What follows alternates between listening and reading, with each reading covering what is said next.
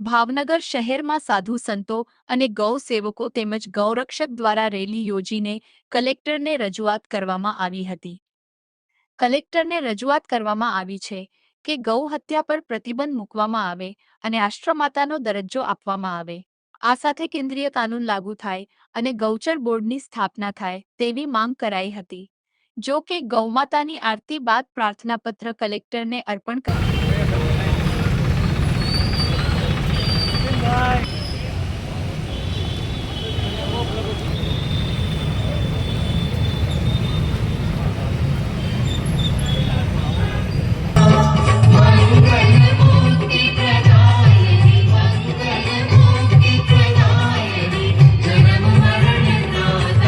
माता की जय, सब संतन की जय, सब भक्तन की जय। राधे जय जय श्री राधे।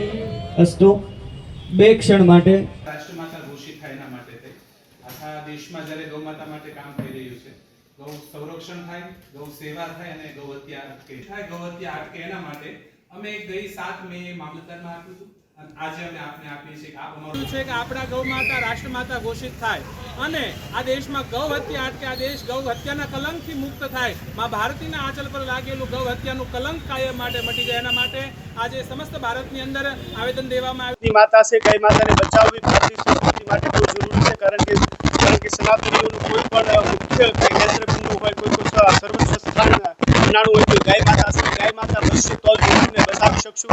અને બીજી દ્રષ્ટિએ જો દેશની હાલત આજ ખૂબ જ કથળતી જઈ રહી છે આરોગ્યની દ્રષ્ટિએ, દેશની 140 કરોડની વસ્તીમાં શાયદ 100 કરોડથી પણ વધારે લોકો બીમારીનું જીવન જીવે છે, ત્યારે જો આરોગ્યને કેન્દ્રમાં રાખીએ તો દેશની અંદર જો ગાય બચશે, ગાયનું ગૌમૂત્ર વપરાતું થશે, ગાયનું દૂધ વપરાતું થશે, ગાયનું ઘી વપરાતું થશે, ત્યારે જ આ દેશની સંસ્કૃતિને બચાવી શકશે। આરોગ્ય